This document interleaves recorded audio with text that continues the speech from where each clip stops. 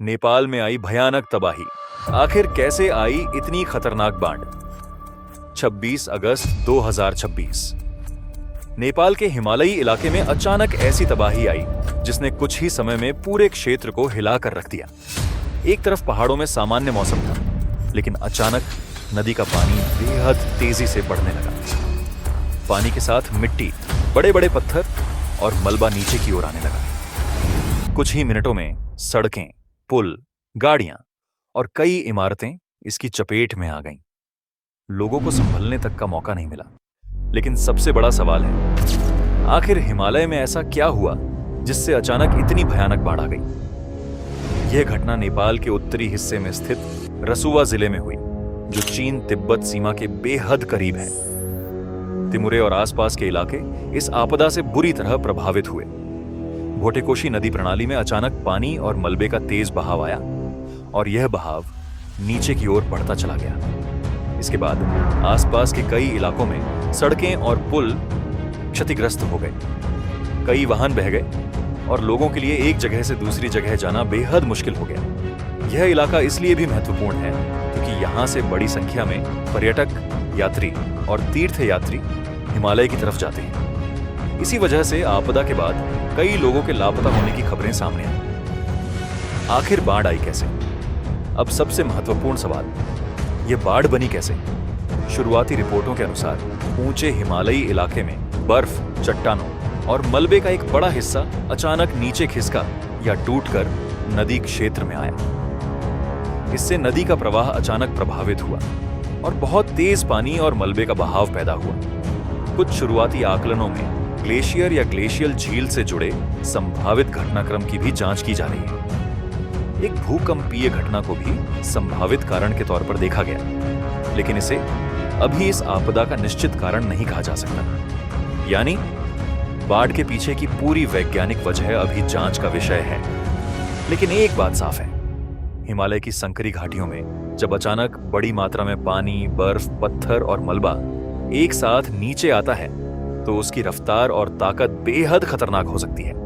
और यही वजह है कि लोगों को सुरक्षित जगह पहुंचने के लिए बहुत कम समय मिला।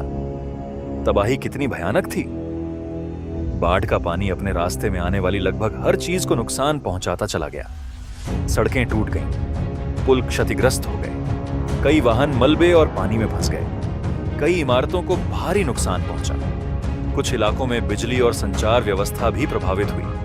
और जैसे जैसे बचाव दल प्रभावित इलाकों तक पहुंचने लगे, तबाही की असली तस्वीर सामने आने लगी। कहीं पूरा रास्ता मलबे से ढका था तो कहीं नदी का किनारा ही बदल चुका था। जान माल का नुकसान। इस आपदा में बड़ी संख्या मलेशिया में लोगों की जान गई है और सैकड़ों लोग अभी भी लापता बताए जा रहे हैं। लेकिन सबसे बड़ी समस्या यह है कि राहत और बचाव अभियान अभी भी जारी है।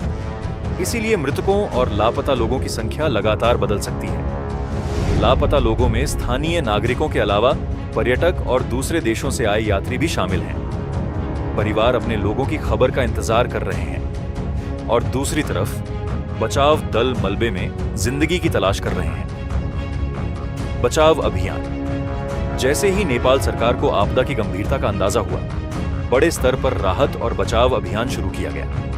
नेपाल सेना, पुलिस और स्थानीय बचाव दलों को प्रभावित इलाकों में भेजा गया। लेकिन सबसे बड़ी चुनौती थी भूगोल। ऊंचे पहाड़, टूटे हुए रास्ते, बहता हुआ मलबा और खराब मौसम। कई जगह सड़क से पहुंचना संभव नहीं था, इसीलिए हेलीकॉप्टरों का इस्तेमाल किया गया।